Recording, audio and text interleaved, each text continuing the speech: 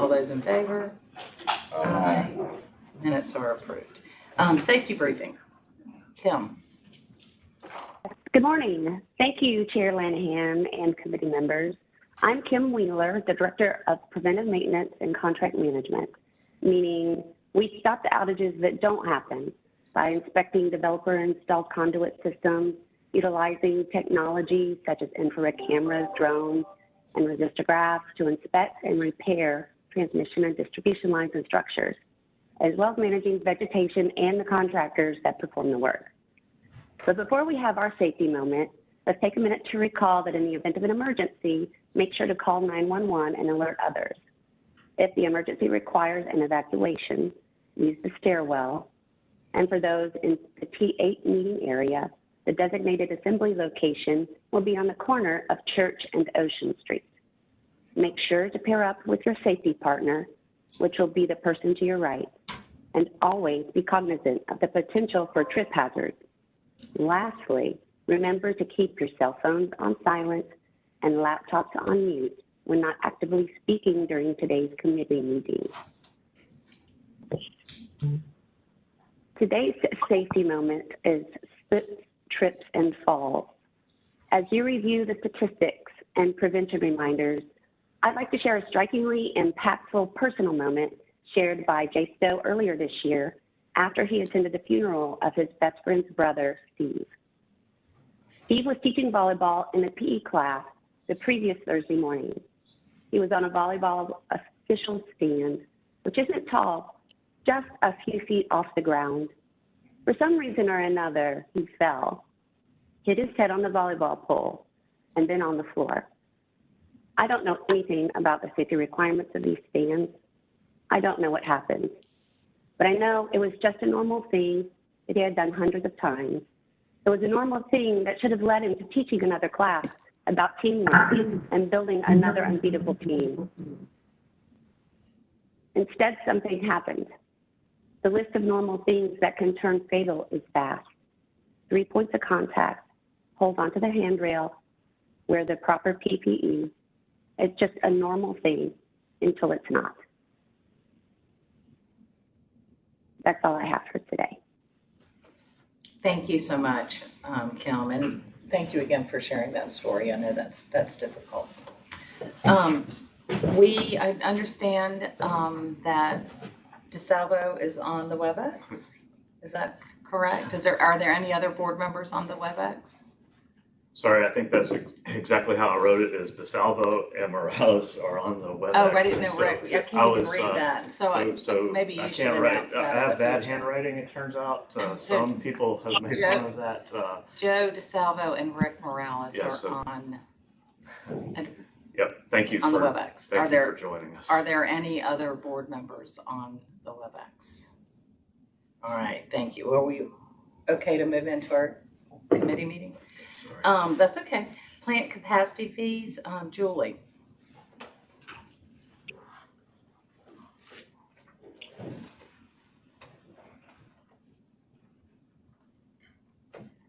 Morning, Chair Lanahan and committee members. Today I will provide a recommendation on the capacity fee implementation as was requested at the September board meeting.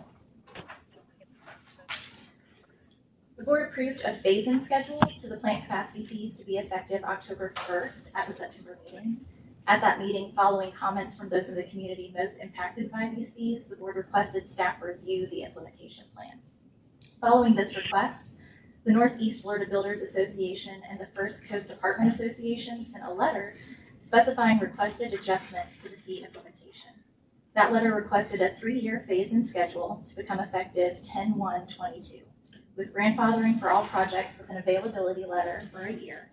And there was also a request for a non-refundable prepayment tied to an availability number.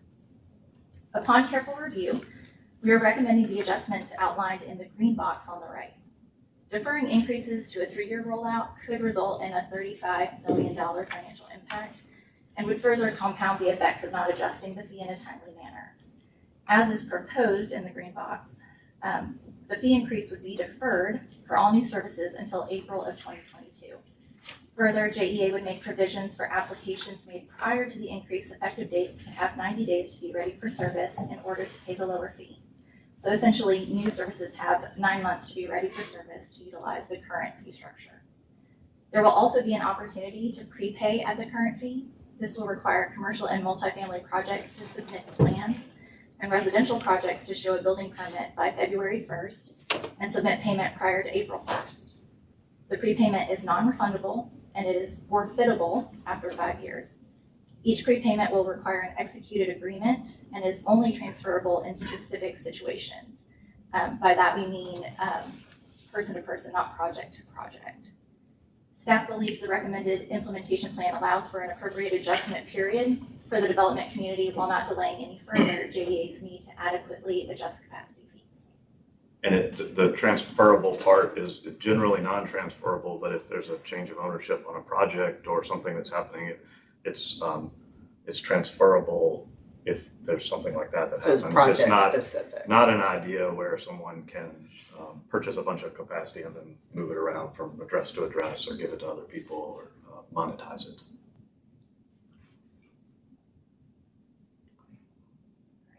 This chart reflects the approved increases now to be implemented in April of 22, October of 22, and April of 23. Going forward, we will be reviewing and recommending updates to capacity fees more often.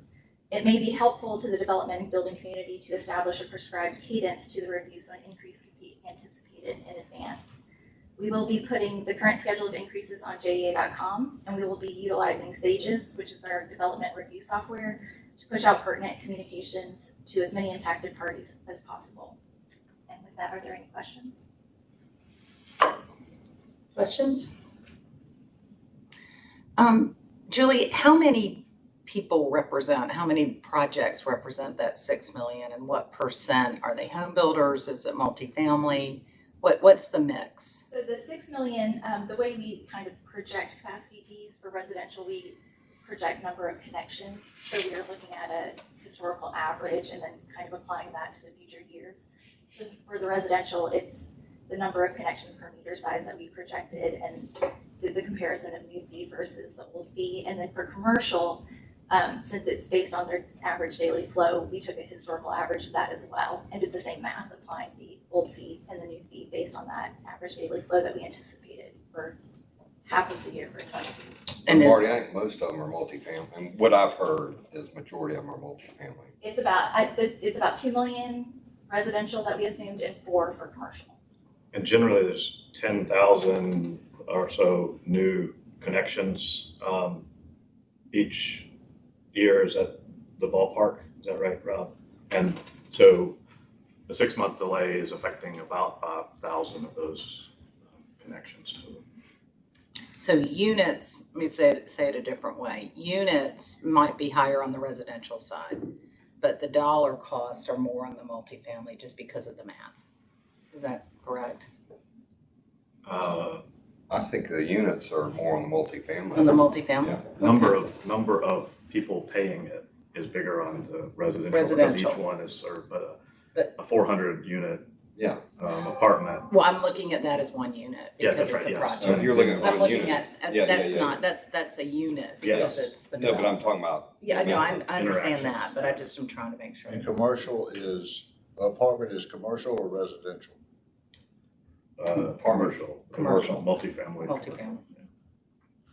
Yeah.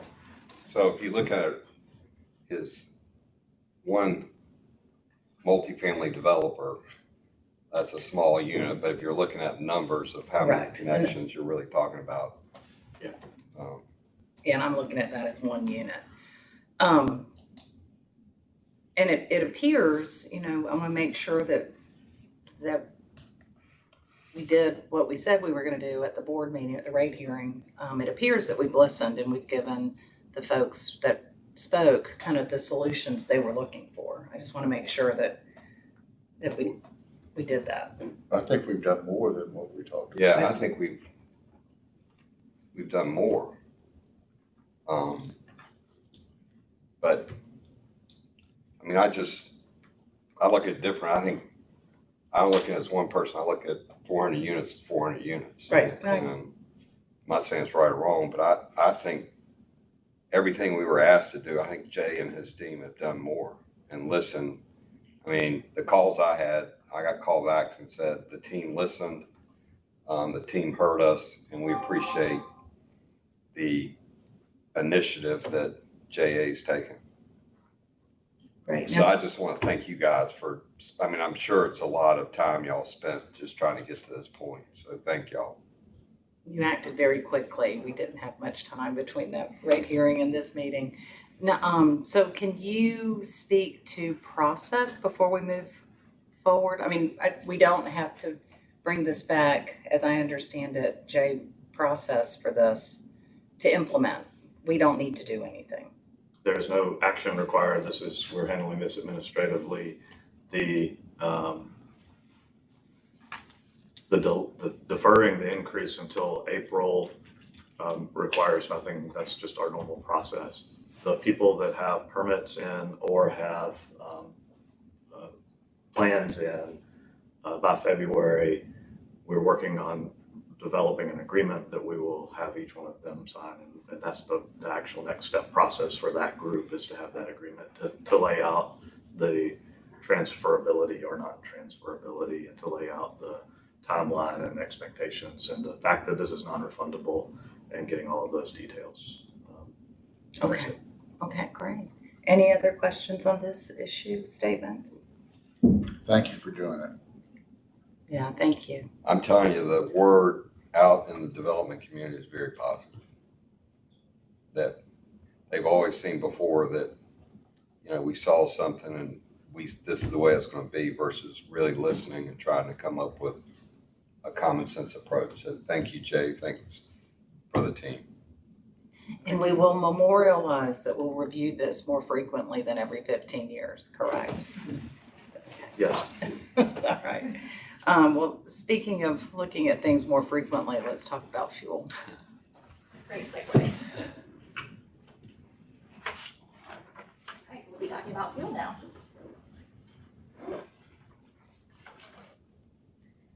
We first introduced a monthly fuel charge adjustment at the August board meeting. While the recommended implementation date has been accelerated due to the fuel market trends we'll discuss later, we still believe this change will benefit JEA and our customers. Currently, we set the fuel charge annually, as is prescribed in the pricing policy shown on the left. This structure is managed through JEA's Fuel Stabilization Fund, which serves to compensate when fuel costs rise higher than expected and allows JEA to reimburse customers when annual fuel costs are lower than expected. The fund is an appropriate tactic when fuel charges are assessed on an annual basis. However, we are recommending to instead adjust the charge monthly to better pass on fuel expenses, which would eliminate the need for a fuel stabilization fund. This provides more transparency to the customer and flexibility for JEA. If the monthly fuel rate adjustment is implemented, customers' fuel charge will increase and decrease along with the change in fuel costs each month. We will include customer safeguards to protect against large variances, allowing extreme under-recoveries to be collected over a period of time. We surveyed other large public power utilities on their fuel expense recovery methods. The frequency of adjustments varied, as you can see on the chart. However, the majority did not have a fuel stabilization fund. As I mentioned before, back in August, we recommended implementing this new methodology mid-year 2022. However, there are several drivers accelerating the need for a fuel charge change. Since the budget was developed, JEA has had significant price pressures covering natural gas, solid fuel, and purchased power, as well as delays in Vogtle and JEA solar facilities. Natural gas has been impacted by increased demand with minimal new drilling, increases in U.S. natural gas exports, production losses from Hurricane Ida, low storage levels, and the remaining effects of the ERCOT severe winter event. Power purchases follow natural gas trends, therefore have increased as well. Solid fuel has been impacted by plant retirements, mine and transportation labor issues, and high international markets due to fuel switching. Solar and plant Vogtle delays drive the need for replacement at high-cost natural gas and purchased power. This has all led to our current fuel forecast being over 40% higher than what we budgeted. As you can see from the purple, blue, and gray bars, JEA relies the most on the fuels we just discussed. There are strategies we employ to help mitigate these price increases, like hedging natural gas. While the typical target for hedges is 50%, we are currently 76% hedged in fiscal year 22. If we were not hedged in 22, our fuel expense forecast would be approximately $80 million higher. That's about $7 per megawatt hour impact to the fuel charge. Despite the aggressive hedging, fuel expenses are rapidly outpacing our fuel revenues, and we will draw the last of our fuel stabilization fund down in December. While it's important to note that this is just a forecast and will be different as the year progresses, the fuel charge will need to increase to cover expenses. If we were to increase the fuel charge based on the current pricing policy, the $30.50 per megawatt hour you see here on the slide would have to increase to approximately $50 a megawatt hour. If we were not hedged, that number would be closer to $60. But if we eliminate the need for a fuel stabilization fund and pass through fuel expenses monthly, that average rate could be more like $40 a megawatt hour.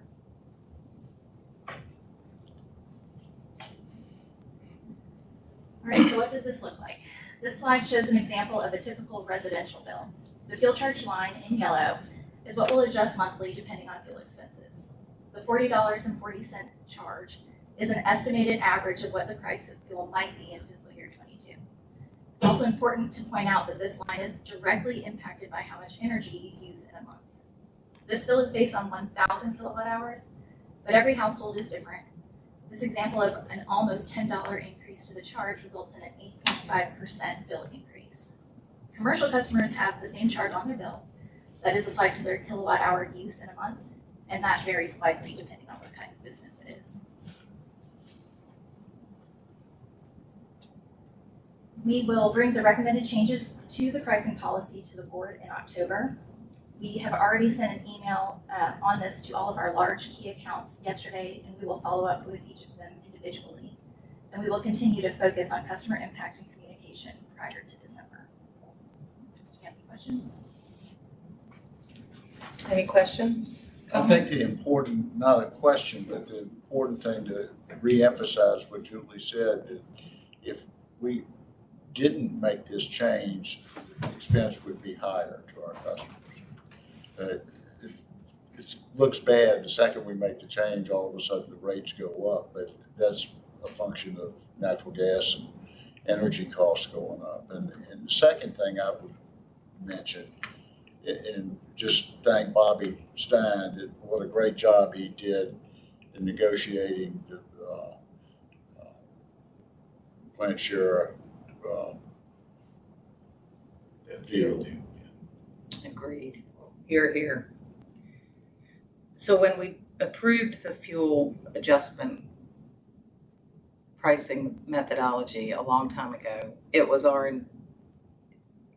we envisioned that it would adjust on a monthly basis or at least quarterly basis. And I don't know, somewhere between 2002 or 3 and now, we got to this point, but we put it in place at that time because fuel costs were going through the roof and we had to pass through because we were eating into the organization's reserves. So I think this is the right thing to do. And the beauty of this is on a monthly basis, fuel will go down. I'm a positive person. Cost will go down. So that will pass very quickly back to our ratepayers as well. So this is the right thing to do. Is what was intended to do all those years ago.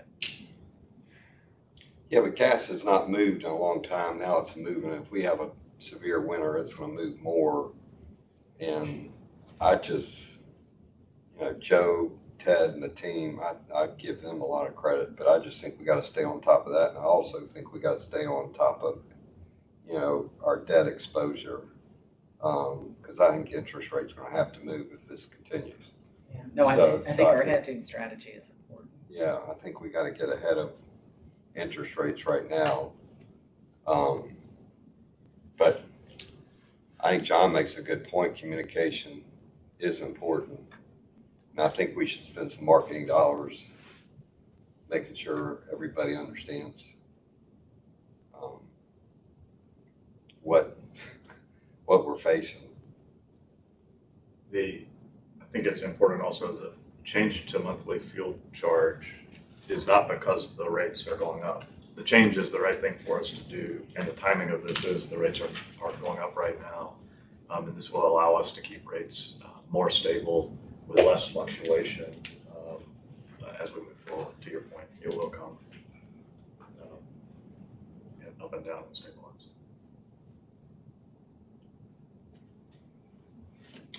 And this will come to us in October as an The- action item for a larger policy. the This is pricing not an policy. action item now. This is not an action item, and the action item will not be to make changes in the fuel charge. That will be administratively handled on a monthly basis. It will be the change to the pricing policy itself, and that'll come at the October 26th And meeting. please keep us aware of what's happening each meeting. We will report what the fuel charge is doing and what the adjustment is at each month.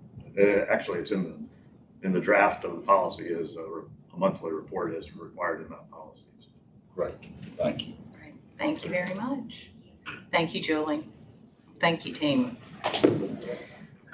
John, E&Y, I know you're out there. There you go. I am. Can't believe it's time to do our audit. We just did it. Yeah, I'm sure you all are subject to an awful lot of audits, not just financial audits. Well, good morning, Madam Chair and members of the committee. I do appreciate the opportunity to share our 2021 audit plan with you today.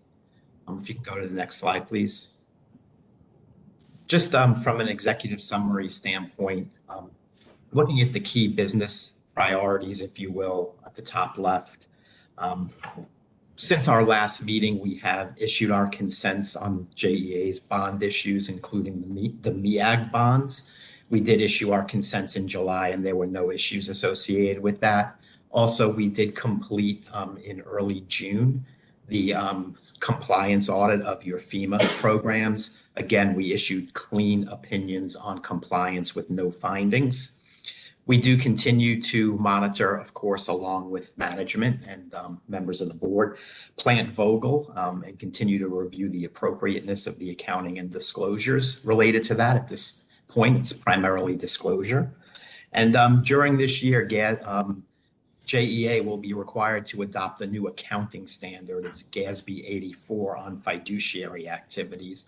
And what that means to you is behind JEA, the utility operation financial statements, you're going to be including the financial statements of the SJRPP pension plan.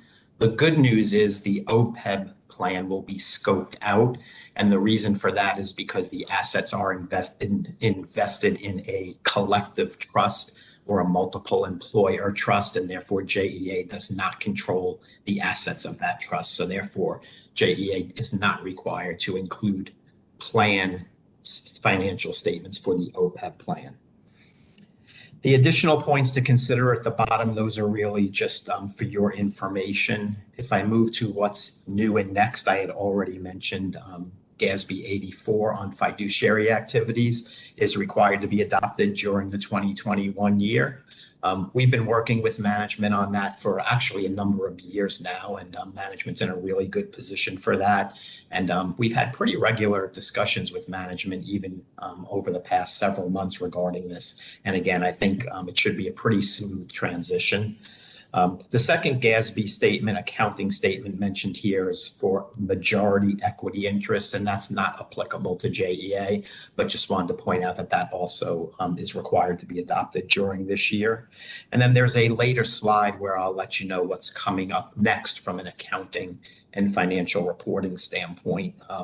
The Gatsby has been pretty active over the past few years, and in the next couple of years, there are a number of Gatsby statements that are required to be adopted. Moving to the digital commitment, consistent with prior years, we continue to increase our use of our digital tools to perform certain audit procedures. And again, what that means to you is in certain areas, we're able to actually obtain a detail of your journal entry data and trace certain transactions, 100% of transactions, all the way from initiation through ultimately a cash receipt or a cash payment. Consistent with prior years, we will be performing these procedures over your revenues and receivables, your accounts payable and expenses, and also your payroll process. So again, that means not only a much more efficient audit, but a lot more effective audit, because we are reviewing 100% of transactions as opposed to just doing some very small samples. And then we do test the data. That's where our sampling comes in, right? We have to make sure what is reported as being collected in cash actually makes it to your bank, and what's being reported as being paid in cash also is clearing your bank or running through your bank. So anyhow, we're continuing to use that approach, and our approach is consistent with prior years. We're just expanding the use of them. Moving to the far right, our 2021 audit plan with respect to the audit timeline. We actually have completed our planning procedures during the month of May and June, and our walkthrough and review of controls and interim tests of certain transactions during the months of August and September. And actually just this week, we started our year-end fieldwork procedures. At this point, I'm happy to say we have no findings or any matters that would require your attention. Everything has gone pretty smoothly to this point. With respect to our audit strategy, including significant risks, I'm going to cover that on some subsequent slides, although I'm not going to go through each of the areas. What I can tell you is that for the non-fiduciary activity accounting that's required by the new accounting standard, our approach for the key significant areas and accounts and processes is consistent with prior years. With respect to involvement of other auditors, I'm happy to say we will be once again using some internal audit assistance. This time, however, we'll be using JEA's internal auditors as opposed to the council auditors from the city of Jacksonville. We receive about 200 hours worth of assistance, and that saves you on your audit fee somewhere in the neighborhood of $20,000 to $25,000 on the audit fees. You can turn to the next slide, please. This slide on leases, and again, at this stage, this is really just informational for members of the committee. But there is a new accounting standard that will be effective for next year, and it's related to leases. And what this standard is going to require is that all of JEA's leases will now be recorded on the balance sheet with the corresponding lease asset and lease liability. The good news is the gray box on the left, that lists what management needs to do relative to the implementation of this standard. Another standard we've been talking to management for several years about. Management's already completed the first 3 steps on this, and they're in the process of completing the 4th step, which is to analyze the contracts and determine the appropriate accounting for the leases that will be required to be recorded on the balance sheet. Management's where they should be at this point in time, and we continue to work very closely with management regarding this new standard. The box on the right, that just mentions the audit procedures that we will be performing to audit the implementation of that standard. And again, that will take place during the next year. The next 3 slides, these are the areas of emphasis. And again, these are your key significant accounts, either by dollar or risk or volume of transactions. This is where we spend and focus our audit effort. You'll notice a lot of these accounts also require judgments and estimates by management. But what I'm going to mention to you is that our approach is consistent for these areas with prior years. We've had no issues in the prior years, and we're not expecting any changes in the approach. So unless anybody has specific questions as to our specific audit approach in these areas, I'm going to suggest that we just move on. So if you can advance to the slide on page 6, which says important updates, new Gatsby pronouncements. So I think advance, right here, perfect. As I mentioned in the intro, Gatsby has been pretty busy trying to close a lot of the accounting loopholes, if you will, that have existed for a number of years, and it's led to some inconsistencies regarding accounting and financial reporting for governmental entities. This slide here, I've already covered the two pronouncements that are effective for this current fiscal year. And again, that's the one on the fiduciary activities, as well as the majority equity interest. And again, the Gatsby 90 on majority equity interest will not have an impact on JEA's financial statements. You can turn to the next slide, please. So looking ahead, these are in order of when they're required to be adopted. And the first item here is the Gatsby 87 on the leases. And as you see, there's a number of standards that will be effective during your fiscal 22 year, even continuing on to the next slide, and then also in your fiscal 23 year. We have already discussed a lot of these with management, and outside of the standard effective next year, fiscal 22 for leases, none of these are currently expected to have a significant impact on JEA's accounting or financial reporting or disclosures. As always, management will be disclosing that fact in their financial statement footnotes this year. If you could turn ahead to the slide that says involvement of internal auditors. So one more slide, I think. Yeah. As it says here, these are the specific audit areas in which we will receive the assistance of JEA's internal auditors this year. As I mentioned, it totals around 200 hours, and these areas are consistent with the areas that we've received internal audit assistance in prior years. Next page, one more page, please. These next two pages are the required communications related to our planning activities. As far as the terms of our audit engagement, those are delineated in our engagement letter. Our engagement letter was issued when we first signed our contract about 4 or 5 years ago. It is a continuing engagement letter, and that engagement letter covered the 5 years worth of audits. So those responsibilities are, again, listed and included in that engagement letter. If anybody would like to see a copy of it, management has it, and I certainly can provide it to you as well. As far as our overall plan scope and timing of the audit, I've already gone over that with you. There were no significant issues discussed with management in connection with our recurring appointment as your auditors during the term of our current contract. There are no independence issues that would impact our ability to be independent and function as your internal auditors. And with respect to these inquiries, as you all are pretty familiar with, we are required under current auditing standards to acquire of those charged with governance, such as members of the board, executive management, and this finance and audit committee. So I'll just go ahead and make the inquiries while I have a number of you present here, and just ask if any of you are aware of any fraud that would be significant to JEA.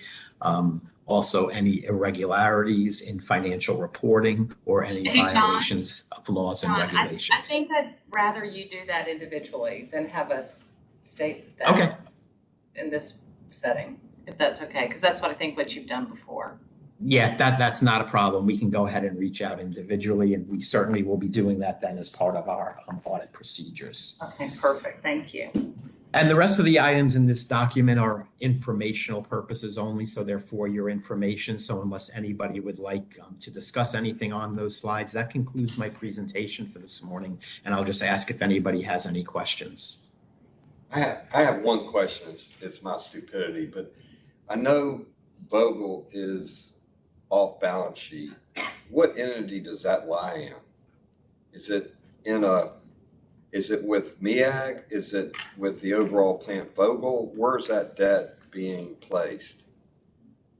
Yeah, Joe, you may be able to answer that better than I, but my understanding is that would roll up into MEAG's financial reporting as part of MEAG entity.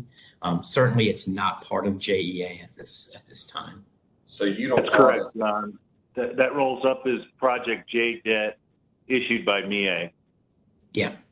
But it's supported by resolution as contract debt. MEAG, right on the face of their official statement, say that these debt obligations are considered contract debt under JEA's electric system bond resolutions. Who audits that? MEAG audits that? I think their auditor, I'm drawing a blank. John, do you know who MEAG's auditor is? I don't know who their auditors are, but it would be MEAG's auditors that would be responsible for auditing that at this point in time. And do you review that, John, or just accept that? Or, I mean, how's that? Yeah. $2 million. Yeah. I mean, we consider that. We do get a copy of their audit included in our work paper files. Their audits, other than what's reported in their footnote disclosures, is not very detailed as to breaking out that separate activity, but it is part of their audit, and we do obtain their audit just to make sure that they received a clean opinion and there's no qualifying language in their opinion as it relates specifically to Plant Vogel and the rest of the debt issued by MEAG. Marty, should we be, that's $2.8 billion. Should we be looking at that? I'm just asking. Or Jay, I mean, is that something we should be concerned about or don't care or?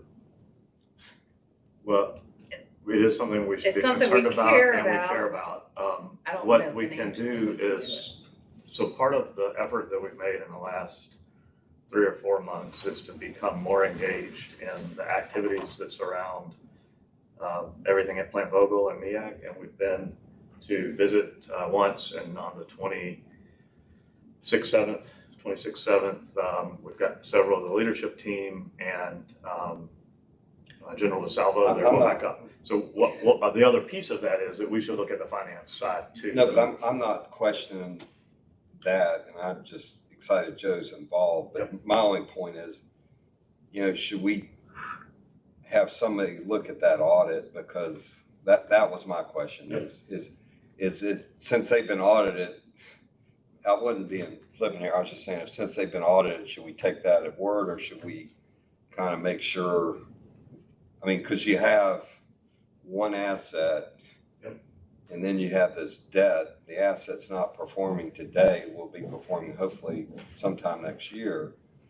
But the only thing there, I'm just trying to think through what our obligation is. I think it's another piece of the puzzle that we can look at and to understand. And we have limited ability to do anything, but I should have a better answer for you than, yeah, we should look at it. And so that's but I wouldn't question the other piece that you're doing. I was just saying. This is another section of that piece. Yeah, but John, you'll take a look at it, and I don't believe it was footnoted last year. Was it footnoted? Our relationship there? Would there be appropriate footnoting? There was the footnote doesn't describe anything related to the audit, but it does talk about the bonds, and it talked about the project because it's a commitment, because JEA's got a significant commitment, obviously, to purchase fuel in the future. So all of that is disclosed. I would add, if you could just give me one more second or a couple more seconds, I do think you should probably have legal look over the contract as to what your rights are under the contract. In other words, do you have the ability to go in and, other than, I know you've all done a site visit. We'll review all of the legal side of things. I appreciate that. Yeah, I think that would be the starting point, and then that would be a great project for internal audit as well, quite honestly. We'll definitely take a look at that, but I would ask you in the course of your work to take a deeper dive into those MEAG audits, and then potentially let's look at how we footnote, if we need to beef up our language in that footnote to cover. I think that's the appropriate place to do that. I hate that. Because I wasn't sure if it was footnoted. Madam Chair, Joe Orfano again. We do examine MEAG's financial statements, as well as Georgia Power, the Southern Company, 10K and 10Qs, to ensure that our footnote disclosure is consistent with what they are disclosing. So we are reviewing that, and Jody and now Regina Ross will be reviewing the footnote language that we have in our audited financial statement. But Joe, let me take that point one, because, Southern companies, their footnotes, I bet you hadn't been consistent with reality. That's all I guess my question. Does that make sense or not? I think it's, I think the issue is that we've got to have better information to share with you to be sure it's there, because I believe that all of our footnotes are the same. And relative to what we're doing today, which is to review the audit plan, I think, John, you're hearing us say we need I am. attention on this matter. And I didn't mean to. No, it's appropriate. Yeah. It's appropriate. I actually had just another thing that I wanted to ask your advice of today, and that is something we had discussed as a board a while ago, and that's, how do we measure and protect and audit our ability to protect our ratepayers and our vendors in the event of cyber risk? Does E&Y have any tools that they can help us with through this process? Yeah, I know cyber is something that your executive management team's been looking at on an ongoing basis. You did engage EY actually about 2 years ago. I think it was actually a year ago from January that we issued our report. And in that report, we included about 130 recommendations to strengthen your controls and your processes in that area. I know that's a lot of recommendations, and I know management, especially in the area of IT, has been working on those recommendations for probably the last 6 months to a year. Marty, could we review those and see what the status of implementation? Yeah, I think we have a new CIO, so I think it's appropriate for us to do that with that view through his lens. Because we've seen some other instances where there were recommendations that just. Not by this body, by the previous body. Right. Right. Right. Madam Chair and to the committee, Brad Kroll is our new CIO, and I've met with him his first week here and got him engaged on the cybersecurity issues, and I think he's online. And you'll hear later from the internal audit about the ERM and the risk around cybersecurity and environmental are two of the very top ones that we're studying first to make sure we get it right. But there is a lot going on the cybersecurity front, and I got more comforted in talking with our new CIO about the robust systems we have in place, and we've continued. It's not the E&Y was a snapshot in time, and there was recommendations made, but we have continued. That's an evolution, as we all know, on cyber. It changes on a fast pace. And so we are going through the observations and the recommendations in the E&Y, but we're doing more than that. And I want you to be comforted, as I was, that we are. Well, we probably shouldn't put our new CIO in his first week on the job today, but why don't we? Third week. Third week. He did just walk in, so we can introduce Brad Kroll as our. Sorry, he's behind the screen. And I don't think we really need to dig into it. I want to reiterate what Jody talked about, that Brad is new and has a new lens to look at this, but the team has been tackling. I think we have I got fixated on the E&Y audit. There is so much more that is going on. The E&Y audit was one thing, but in the life of cybersecurity, that was at least a couple of lifetimes ago. Right. And so we do need to check the box that those things are taken care of. But Brad and the team in IT and in all of the compliance group and in Jody's area are tackling this, and I think I'm more comfortable with where we stand now than we were 6 months ago, and I think we're in better shape. But we'll get more information to you and then Brad on like his 7th week. We'll put him on the spot in another 3 or 4. Thank you for coming down. Welcome, Brad. Obviously, we are very interested in what you do, and we have a great deal of interest in protecting our organization. So we're glad you're here to help us do that. Thank you, Madam Chair. Yes, I'm excited to be here. And as Jay said, I was very impressed with what I've seen thus far in terms of the framework that's been outlined for JEA. And so I'd be happy to share those details with you all. Great, thank you very much. Thanks, Thank Brad. you. Yeah, and Chair Lanahan, EY would also be happy to either refresh, update our review, including reviewing the prior recommendations and status, if that's something that you all would need assistance with. So if that's the case, just have somebody reach out to us and we'd be happy to do that. Yeah, let's let Brad have a chance to start. Agree. We'll Totally figure it agree. out. Yeah, thank you. I appreciate Totally it. And I agree. really appreciate your leveraging our internal auditors through this process. Anytime we can leverage our internal teams, that's a good thing to save a little bit of money on the audit.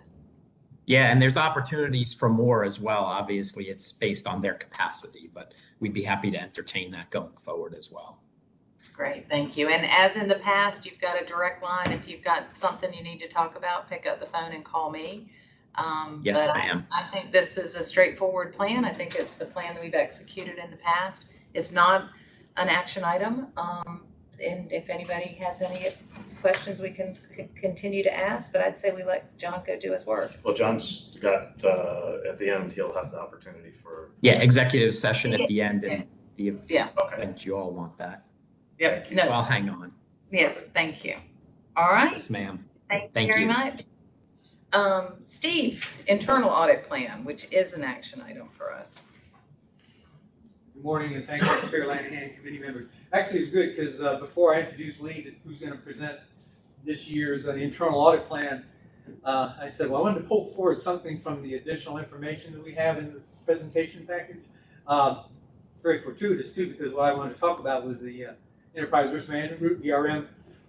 Specifically, if you all remember back in the December 2020 committee meeting, we spoke about this concept of the risk working group, the COSO 3 lines of defense, the business unit risk owners, the compliance team like ERM and SIG compliance and internal audit, working on a collaborative basis to try to basically revisit some of the risk profiles for the various risks and see where we can drive out better validation testing processes, and giving internal audit that opportunity to sit with the business owners kind of directly and say, okay, some of these things we know are going to be down the road a little bit, but we want to talk about how's the best way to tackle it and when to tackle as far as the validation and the testing. And the good news is it's no longer a concept. As of a few months ago, the risk working group's up and running. And I think we, like Jody mentioned earlier, I think we picked the best two to start with, cybersecurity and environmental risks. I think those deserve the most attention. And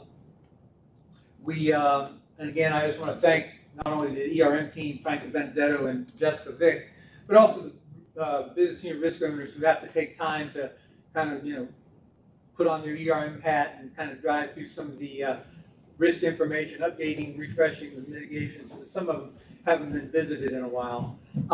We've had several meetings between the two groups. And like I was saying again in December, it takes a while to kind of move this forward. It's very methodical, very diligent process, but what we can promise to you is as we get to future committee meetings, we'll anything noteworthy, new mitigations, new processes, we will bring to your attention. And again, to speak a little bit more about cybersecurity, staying vigilant is a constant. We can't rest, we can't relax. But we do have several teams. I think Jody and Jay and Brad all mentioned.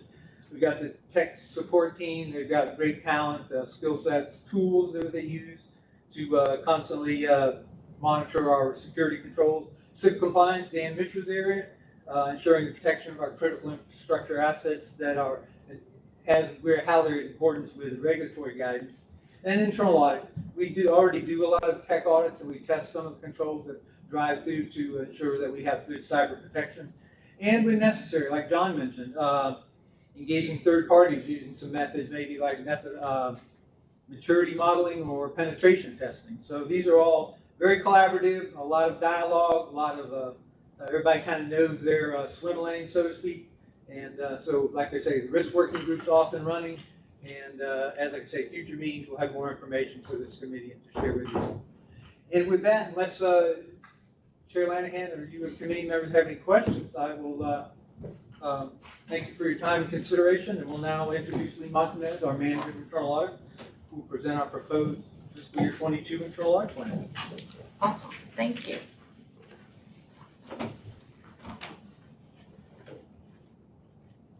Good morning, Chair Lanahan and committee members.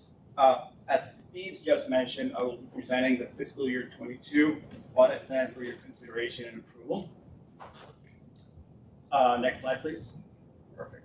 Internal audit follows the standards and code of ethics established by the Internal Auditors, Institute of Internal Auditors, which provide a framework for carrying out an effective and consistent internal audit function. Our audit report provides assurance that internal controls are operating as intended. Our main goal is to help JA achieve its strategic objective by providing value-added services, including audits and consulting services. Internal audit uses a systematic approach in developing the audit plan. Our process includes identifying and understanding JA's business units, identify and assess risks, and gather data from both internal and external sources. After review of all these data inputs, we draft a tentative plan based on the availability of audit resources, and then we've communicated it to the leadership. An agreement.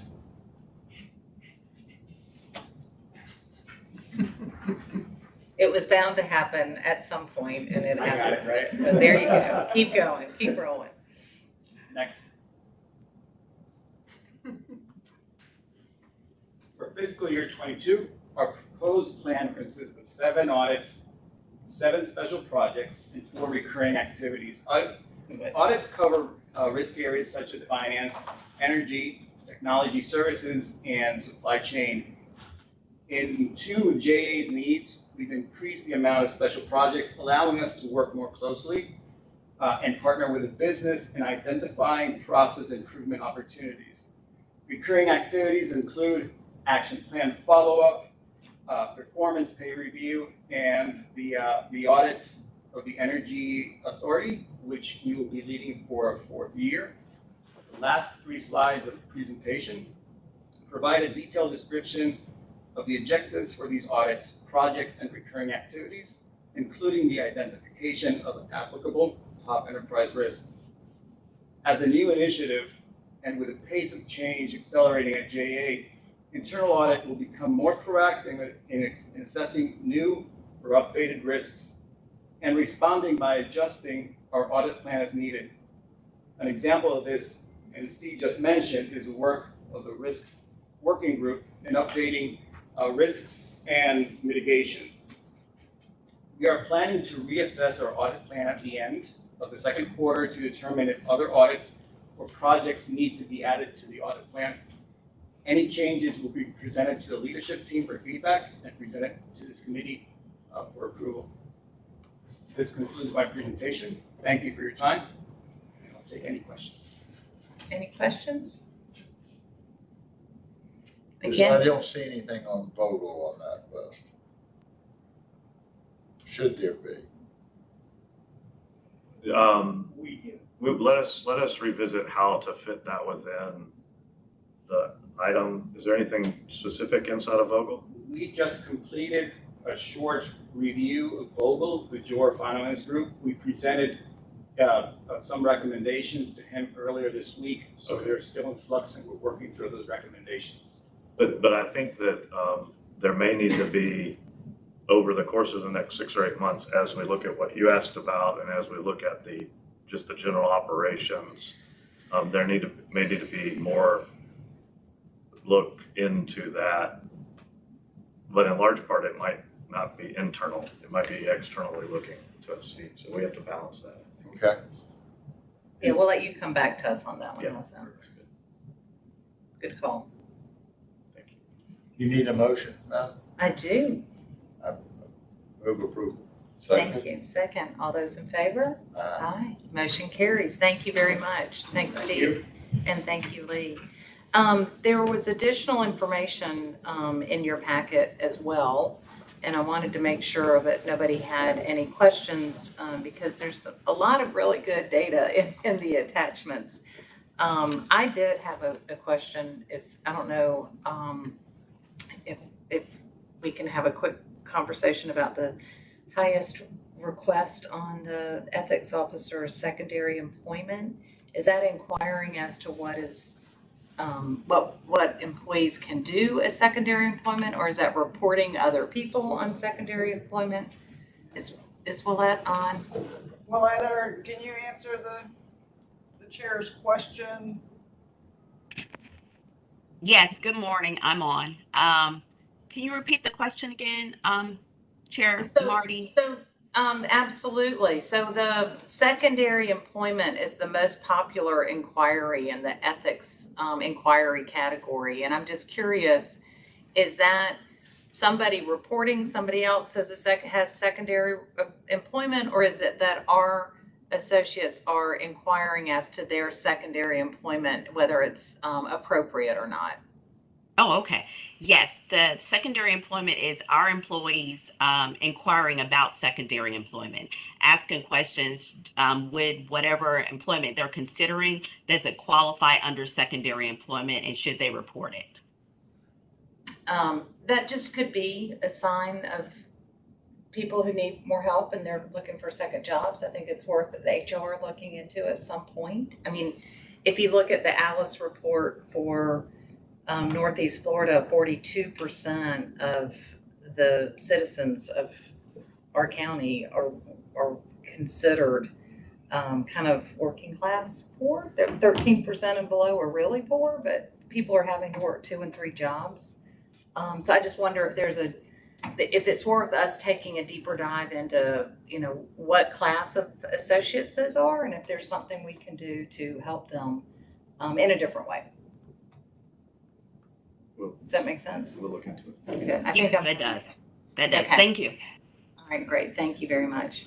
Any other questions on the additional information in the back of our packet? All right. We will at this time have an announcement that our next meeting is February 11th. We will excuse staff, including Jody, because Steve reports to Jody, so that we can have a moment in the sunshine with our external and internal audit partners before we adjourn the meeting. So Landon will, I'm sure all these folks will disappear. Regina is our chief legal officer. Regina's- Sorry, I forgot to tell you that. And we'll be outside so that you can speak with John, and then we'll come back in. Perfect. Thank you very much. Thank you, Regina. Right, he's very recent.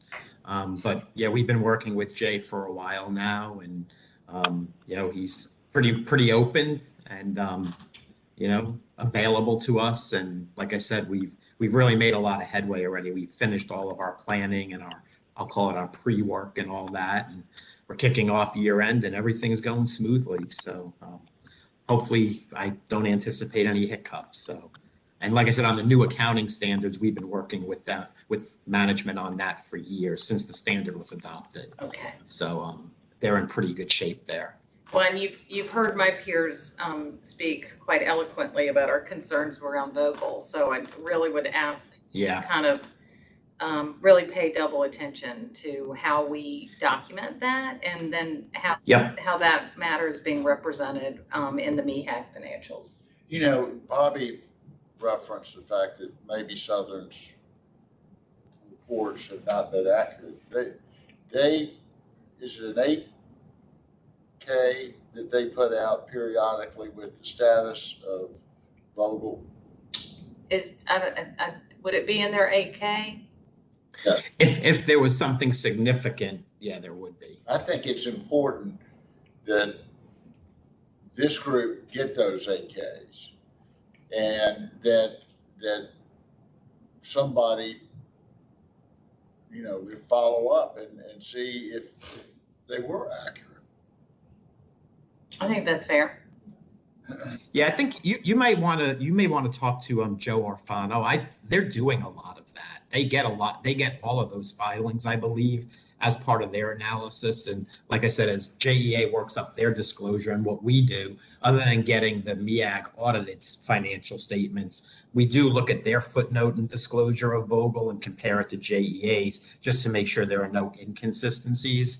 But keeping in mind, since we, EY, would not have privity there, we're really limited to doing that. But under the contract, management may be able to get their hands on a lot more information that they could provide to us to look at as well as to the committee or the board. But John, if you go back and look at those 8Ks, you're gonna find that there was some things that they said didn't happen.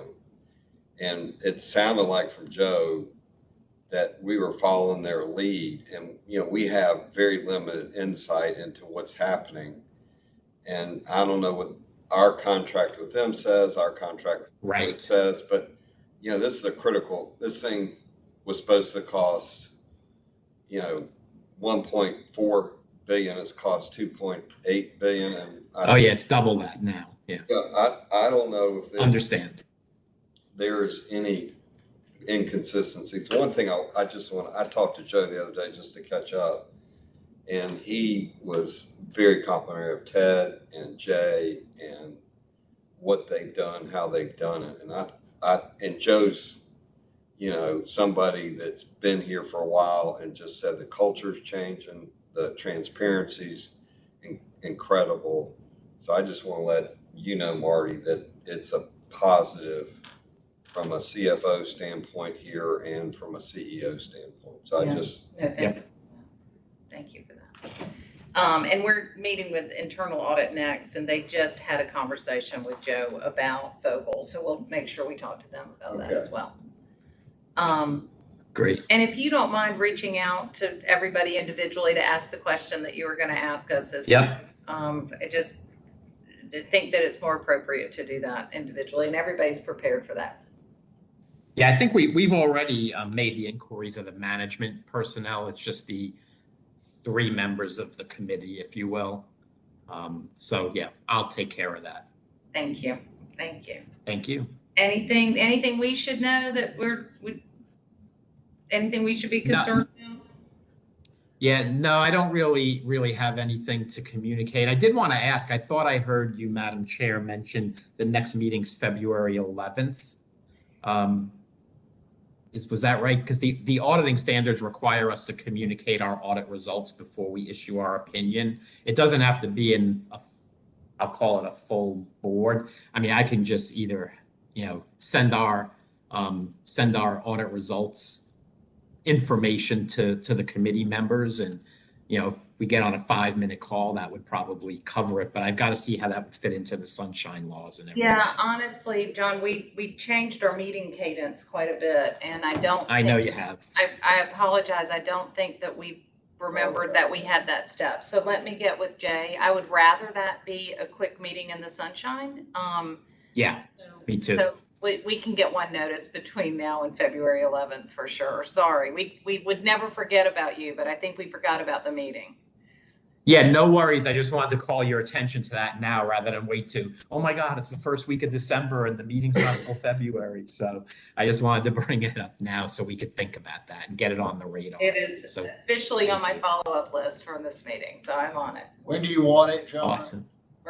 First week in December? Around the first week of December, that's typically when we issue our opinion. And you all, and I'm not sure if the timelines change for like the rating agency presentations, but I know that the rating agencies like to have our financial statements issued, which means with finance and audit approval at that point in time anyway. So that further would emphasize the need for it, unless those rating agency meetings have moved. No, I don't think that cycle hadn't changed, unfortunately. Yeah, I didn't think I didn't hear about it, but again, I just wanted to make sure there's no missteps there, and all of a sudden somebody's upset at somebody for forgetting about something. Well, you have saved us from a big misstep. We will make sure we get a meeting scheduled for that purpose alone. Great. Yeah, and like I said, I mean, I think, most of the good news is most of the team below the executive team has been in place a while there, certainly in the finance and accounting area. So you've got some really good, talented folks there. And, they continue to provide us with great assistance. This is the first year, as I mentioned, we're working with JEA's internal auditors. We had previously worked with the council auditors. It's going very well. Not that I anticipated problems or issues, but again, first time working with them, that's going smoothly. So like I said, I really have nothing to really bring to your attention. Same old, which is nice. John, why did we switch from the city auditors to JEAs? Yeah, the question was just raised, since JEA had their own internal auditors, as part of our contract, it always was written in there, the council auditors. So when you all came in and the new board came in, I just raised the question. I never really understood why it was always the council auditors when you have your own internal auditors. But there was no reason as far as them wanting to have their hands in or anything like that. It was strictly just a cost saving measure. And I believe at the time, maybe JEA's internal audit department was not as robust as it is now. And yeah, so I think that was probably the reason for it, and the desire to save some money. So from our perspective, we were okay using the council auditors, but now apparently with JEA's internal audit department being much more robust, they have the flexibility to do that. And like I said, we receive up to 400 hours of assistance from some of our other utility and government clients. So certainly going forward, I mean, we're willing to entertain that in lieu of, future cost savings. So, I'll throw it out there. Would you put that on your list? It's on my list. I'm sure actually Steve will bring that up as well, because he is very good at reminding us of his staffing levels. All right. Yeah. Perfect. All right. Anything else? No, Madam Chair and the rest of the committee. I'm good on my end. Do you all have any other questions for me? Obviously, we'll make sure to continue to focus on Vogel, and we'll work with management too to see how much we're able to do. But I would bet under the contract, you all probably can send internal audit in, or members of whoever the appropriately designated individuals are, to pretty much go in there. And I know you've done site visits, like I mentioned, but maybe to get more on the accounting and finance side as well. So that's probably the first start, but we're willing to do whatever we're able to do under the contract between JEA and MEAG. Perfect. Thank you very much. Two comments is, I think Joe Alfano and a group are going up there sometime next couple of months. And I think Jay's put a real good focus on this issue. Second, great job. Thank you. Thank you. John always makes Thank you. Appreciate you. All right. Call me if you need me.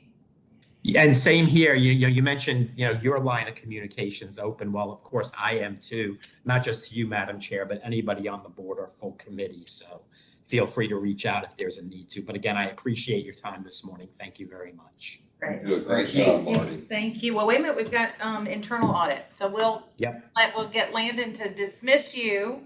Don't mess with anything else. We'll bring Steve in. Okay. Thanks again. Thank you. This is always so weird. How are you, Johnny? And Steve is going to be in the meeting with us. You? Thank you. Yes. Wait, the good thing about the folks virtually, they're loud. So you can tell. Stop talking, I think he's done. I think it's okay. Unless we heard him say, now to answer question 2. When the wall stops vibrating, we know he's done. What's that? When the wall stops vibrating, we know that We John's know that John was done. off. Is that? We're still live. We're still live. Remember, this is still in the sun. Well, I wanted to bring Lee back in because I think if we assume kind of some normal succession planning, he may be the next director of audit services. So you may see him more in the long term. Get that in ink, Lee. This is a maybe. Okay. You should work on that. But no, and the one thing I wanted to come back to, Marty, because I know we had some dialogue back over the summer about we were going to have that independent quality assurance review, and we wanted to update the charter because when Lee and I went and looked at what the Institute of Internal Auditors kind of recommends as a model charter, we said, we've got a lot of work to do. That's why we had all those wholesale changes. But what happened was because this meeting moved from July to September to October, unfortunately, our budget to do that review stayed in fiscal year 21. And once the 22 budget's locked down, you can't just call finance and say, oh, just move that money into 22. They'll say, no, it's locked down. So what Lee and I decided to do is to say, the good news is the IAA recommends about every 5 years, their term is highly recommended, which is not as strong as mandatory. So they say it's a good thing to do just to kind of make sure you're tracking with the professional standards. So Lee and I talked about it, and we said, because we can't put any money in 22. Let's just come back in the planning for 23, and then we'll go ahead and do another RFP. And then, so what we told Melissa and Madrika and all them is that we'll come back to this committee at either the February or the May meeting with the new, because we're going to keep working. The version you saw, I think we're going to refine a little bit Yeah, differently. it needed some work Yeah, before so it that came was, to yeah, this we wanted to committee. show you the red line and kind of what we think it would look like, Yeah. old news, so. So to catch my peers up, there was potentially an action item for us to review the scope of this group. And I looked at it and it was just, it needs a little bit more work. So why don't we work together before it comes to this group in February? Or Perfect. there were some things that just weren't consistent with the way we operated. So Lee will be very involved with that as well, because looking down the horizon, he will own it longer than I own it. So anyway. Perfect. Thank Yeah, you. we'll put in some changes. I don't think it'll be wholesale changes like we presented back in May. But that was dramatic. It's more of a step up. We'll make some changes and bring it a little bit more current, and then we'll continue as every year passes along. Okay, perfect. Can you tell us a little bit about yourself?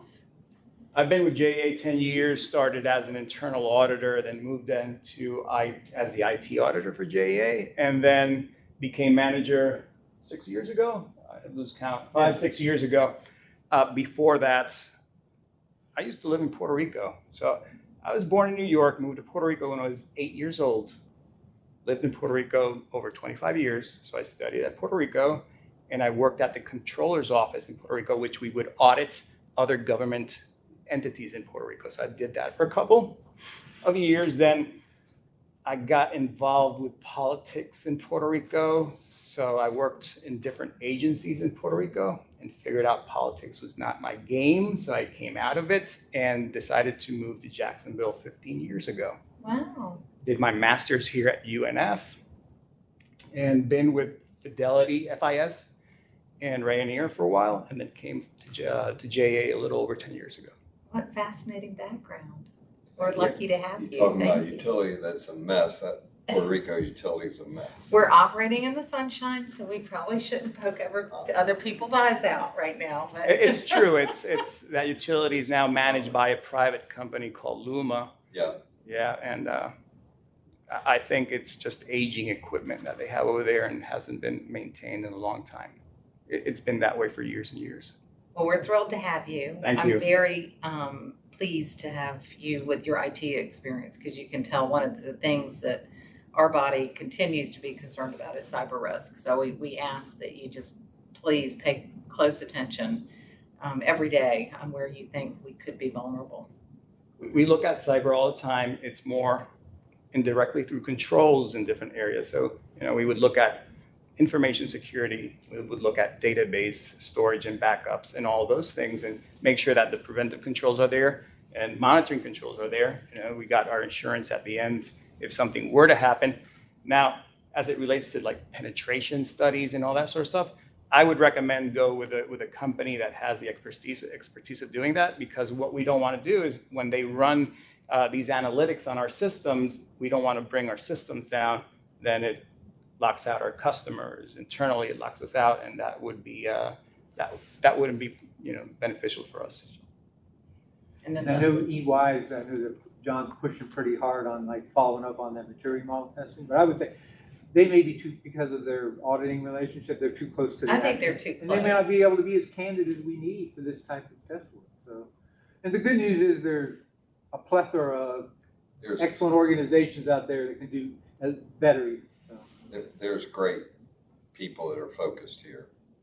Well, can we ask you to take that on and kind of help the new CIO work with him to figure out what the plan would be? Mr. Chair, is that okay? Yes. Can I add, just as history, back in 2015, way before when Doris Champ was the internal audit director, we did do a penetration study through a company called Rapid7, and audits worked with the vendor in order to have the work done. Being audit, that way we get IT out of the picture, we get all these things. They do collaborate. We get them. We work with them. We work with the penetration company. They came in, they did their evaluation. Any vulnerabilities and recommendations, we dealt them as action plans with the business. and we followed them until it was concluded, it was fixed. I think we should get an RFP and see who is the best at that today, because there's 3 or 4 names I know that are doing that work and they're specialized. And at that point, I think what needs to be decided is, do we just want to strictly look at vulnerabilities, or do we want to be benchmarked against other utilities, other companies that are same size? We want to benchmark. Perfect. I'd For say both, because EY goes down that route more. John mentioned 135 issues. Really, there's like 21 vulnerabilities. Everything else is based off of maturity and their scale. Is a 4-point Like scale, like a 1 to 5, yeah. 5-point scale, where we're at compared to our peers. Well, I'm taking that away as an action item. Right. That's okay. John mentioned that some of his utility clients have used internal audit for as much as 400 hours. And he encouraged us to get you to do more. We are over. He also indicated, in fairness, that they might need more resources to be able to do that. Little history, back in the days of Doris Champ, she did not have audit staff included as part of the EY audit or the external audit at that time, because we were constrained as to resources. Now that I got 5 auditors in place, I do have one for 200 hours, but if the business or John comes back to us and says, hey, Lee, we need you for 200 more hours, we can plan it for next year's audit plan and include it. There's absolutely no problem with that. Why don't you ask him? Sure. He's giving up money. He might forget to ask.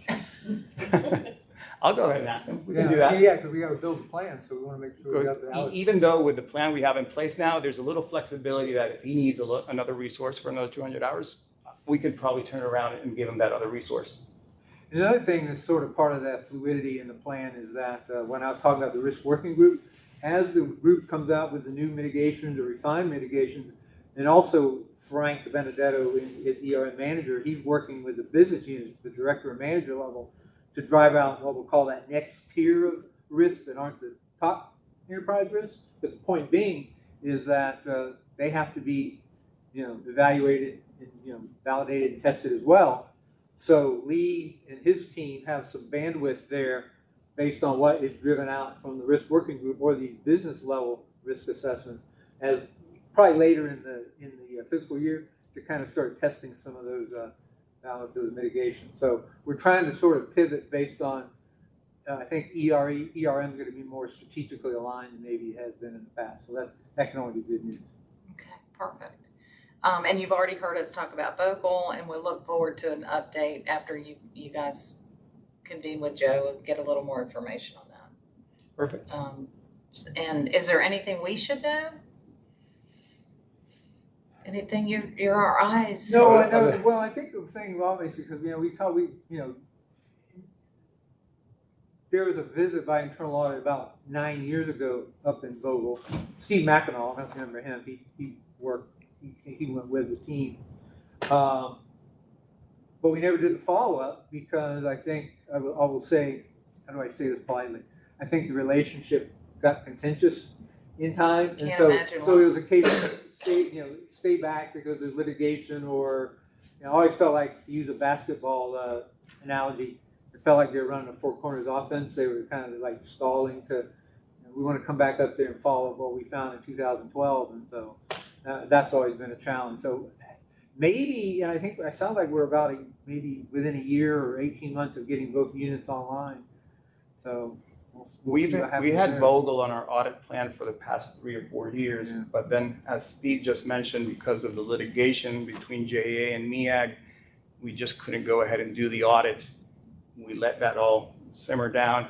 Now we went in there, and what we did, and the objective of this small audit that we did, was to look at the processes on JEA side to make sure that everything is accounted and reconciled on our part, and there's a process in place. And we're going to have some recommendations to Joe as to how to improve that process. Great. Perfect. That's great. Thank you. Generally, is there anything we should know?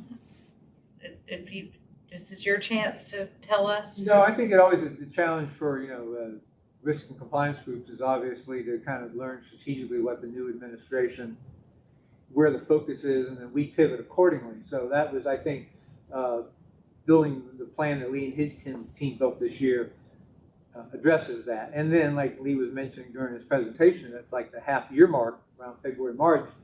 We'll come back to the committee probably at the February meeting and say, okay, again, talking to the leadership team, these are some audits we're going to defer, or we're going to replace them with these, and just to let you know, and then y'all can say that makes perfect business sense, or wait, don't take that one audit off the list yet because we as a committee think it's important. So the dialogue, I think, is always one that we want to have with you all, just to kind of know, and just to let us know information-wise, are we giving you enough information, or are you saying we used to see some, we don't see it anymore, we've never seen this, or whatever. We can offer what we think is the most noteworthy information, but if y'all in your other business endeavors are used to seeing something different from your internal auditors there to say, hey, this is what we see at my company, can we do it here? Just a thought. So, absolutely.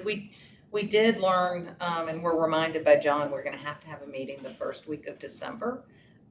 So if any of these matters, like the Vogel matter, if you've got time to kind of put that together, just know that we will be meeting between now and February 11th, because we have to approve the audit. Yeah, I was wondering how that was going to happen. So we're going to meet till February. Yeah, we were trying to reduce our meetings, and we forgot how important that one was. So if we're going to meet, we might have another agenda item. So Is the leadership team cooperating with you? Yes, they are. They're cooperating. And I've sat down with Jay a couple times, and he's given me his vision of how, he looks at internal audit in other places and how he would envision internal audit working in JEA. And what he's communicated to me is that he wants more of us driving out process improvement instead of stating sometimes it's the obvious that we're stating that something needs to be fixed on a procedure or some control needs to be adjusted. It's more on the process improvement. How do we save time? How do we save money? And these recommendations, how it helps JEA become more efficient, more effective. Cut bureaucracy. Exactly. perfect. All right. Anything else? Great meeting, as Thank always. you. Well, we will stand adjourned. Thank you. Well, we're happy to be back in front of you all in person. I've missed that these last couple of years. Yeah. Very happy. Let's hope everybody is able to continue down this path, right? So, Thank you all. Appreciate it.